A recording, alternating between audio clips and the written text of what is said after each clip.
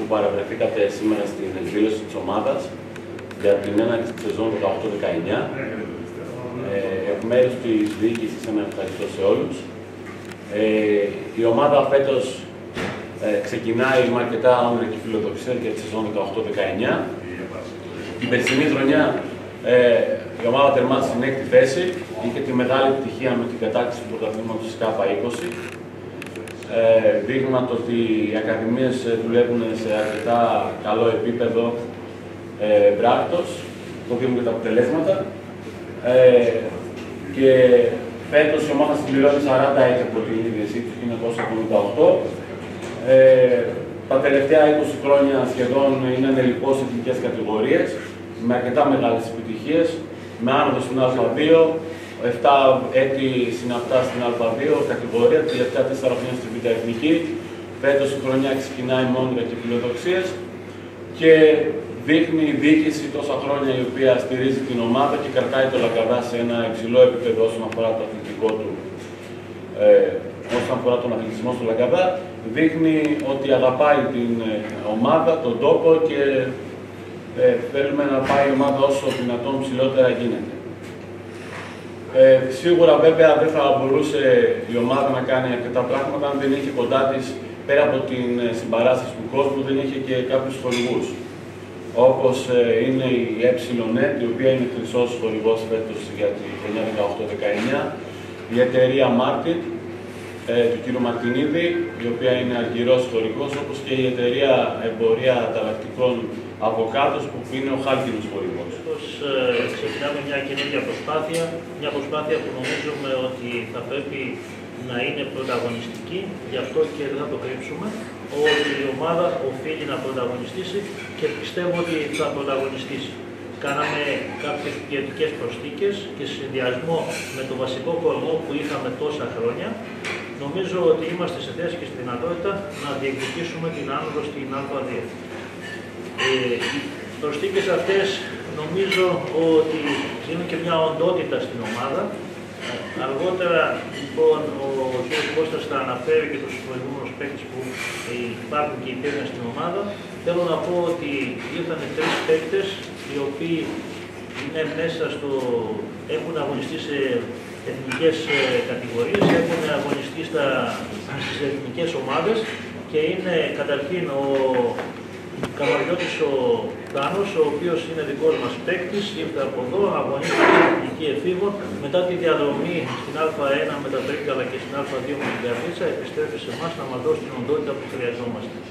Ο επόμενος είναι ο Χάρης ο Πιούκας, ο οποίος πολλά χρόνια αγωνίστηκε σε εμάς, πολλά χρόνια πρωταγωνίστηκε σε εθνικά πρωταθλήματα, έχει κερδίσει πανευρωπαϊκούς τίτλους και είναι σημαντικό με την εμπειρία του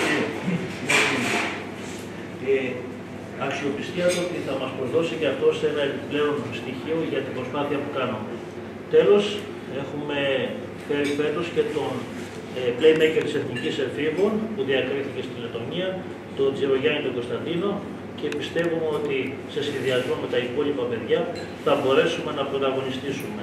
Θα γίνει μια αναφορά και στα ονόματα των παιχτών που απαρτίζουν, θα μας τους πει ο κ. Βασίλης Κώστας και να προχωρήσουμε μετά σε κάποια άλλα ζητήματα. Το φετινό ρόστερ της ομάδας απαρτίζεται από τον Κώστα Τομίνου, από τον Αβοκάτο, από τον Θάνο τον Καμαριώτη, από τον Χάρη τον Μπλούκα, από τον Ανδρέα Ράπη, από τον Κωνσταντίνο Τσιρογιάννη, από τον Γιώργο Νότη, από τον Νεκτάριο Μάρουσιτς, από τον Νίκο Γκαμούρα, από τον Καβέρη, από τον Νίκο τον Χριστοδούλου και από τον αρχηγό της ομάδας, τον Μπάπη τον Παρίτσι.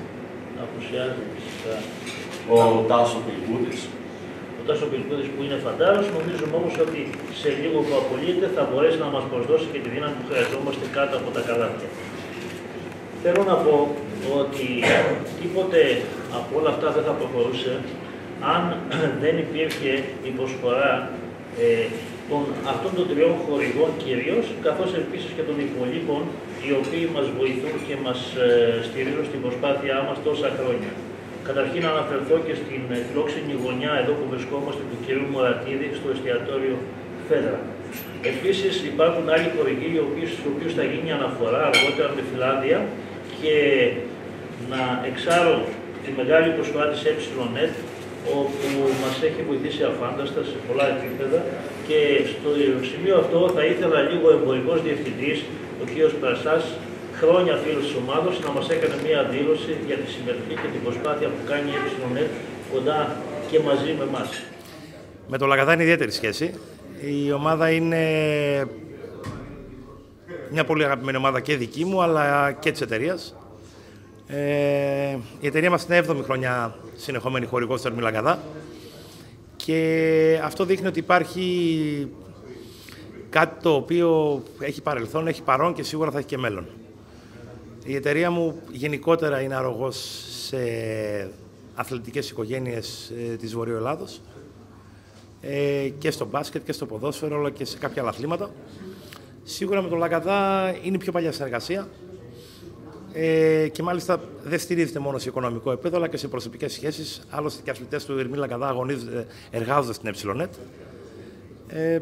Από εκεί και μετά, όπως η ΕΕ αναπτύχθηκε κάποτε από πολύ μικρή εταιρεία και αυτή τη στιγμή έχει φτάσει να είναι η νούμερο 1 εταιρεία πληροφορικής στην Ελλάδα, έτσι και ο Ερμής έχουμε ζήσει την πορεία του από τα πολύ χαμηλά στρώματα της Θεσσαλονίκης να αγωνίζεται σε πολύ ψηλό επίπεδο στα Α2, και χαιρόμαστε που όλη αυτή η προσπάθειά του βγάζει κάτι το αναπτυξιακό, κάτι το οποίο μας εξέπληξε πέρσι με το πρωτάθλημα που κατέκτησε στην ΚΑΠΑ20 στη Θεσσαλονίκη, κάτι το οποίο μας ικανοποιεί και φέτος, βλέποντας μια ομάδα να αποτελείται από 8 παιδιά τα οποία είναι στην ηλικία των 19-20 ετών.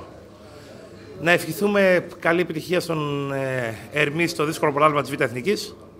Ξέρουμε ότι ο φετινός στόχος είναι ο πρωταθλητισμός. Του ευχόμαστε να τον πετύχει, αλλά πάνω απ' όλα για να πετύχει τους στόχους πρέπει να έχει υγεία η ομάδα και όλα τα παιδιά, για να μην ξαναζήσουμε θλιβερά περιστατικά όπως πέρσι με την απώλεια του Γιώργου του Βράγκα. Και νομίζω ότι πλέον οι αθλητές του Ερμή έχουν ένα παραπάνω κίνητρο να αγωνιστούν και για τον Γιώργο και να χαρίσουν στο σύλλογο και στην περιοχή μια πολύ μεγάλη επιτυχία. Να συνεχίσω λοιπόν και να πω ότι θα χρειαστούμε την προσπάθεια όλων των φιλάθλων και όλης της τοπικής κοινωνίας. Θα ήθελα να επανδρώσουν τις τάξεις από τη θέση των φιλάθλων, να μας βοηθήσουν σε αυτή την προσπάθεια και οικονομικά και κυρίως ηθικά, όπως το κάναμε τόσα χρόνια.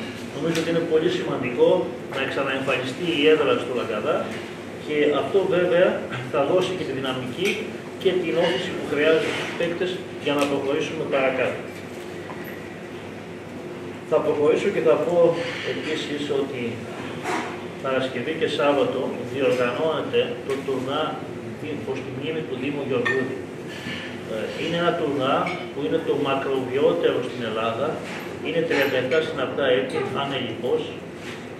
Πάντα τιμούσαμε και τιμούμε τον άδικο χαμό του παιδιού αυτό που τελείωσε μέσα στο γήπεδο στις 17 Φεβρουαρίου του 1982, και έκτοτε από τότε στη μνήμη του και στη τιμή του κάνουμε και διοργανώνουμε αυτό το τουρνά.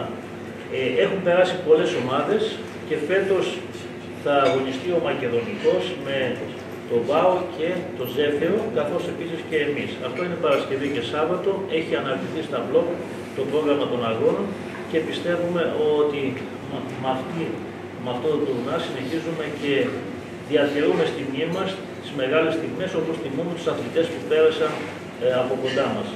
Ήταν η χρονιά αυτή που μας πέρασε και λίγο δύσκολη, γιατί χάσαμε έναν άλλο αθλητή μας, τον Γιώργο τον Βράγκα, ο οποίος έχασε τη μάχη, και αναγκαστικά και από ένα σημείο και μετά, για να θυμόμαστε τον Γιώργο, θα διοργανώσουμε στη μνήμη του τον Δεκέμβριο ένα τουρνουά στα Χριστούγεννα, για να μπορούμε και σε αυτόν να κάνουμε μια αναφορά και να δείξουμε ότι σαν σωματείο τιμούμε την ιστορία μας, σαν σωματείο δεν ξεχνούμε αυτούς οι οποίοι στάθηκαν και συνέβαλαν στο να φτάσουμε και να βρισκόμαστε σε αυτό το επίπεδο.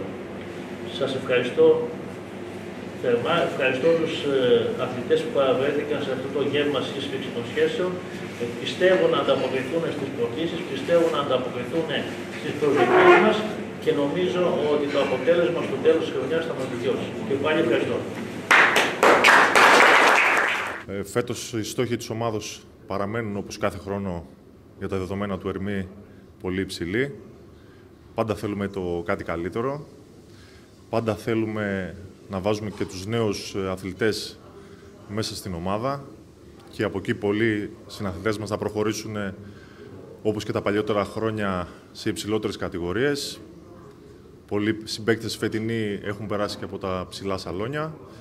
Έτσι θέλουμε και φέτος, μέσα από την επέτευξη των στόχων της ομάδος, να αναδειχθούν και οι νεαρότεροι συναθλητές μας. Τα δεδομένα της ομάδος και οι στόχοι της ομάδος είναι πάντα πολύ υψηλοί.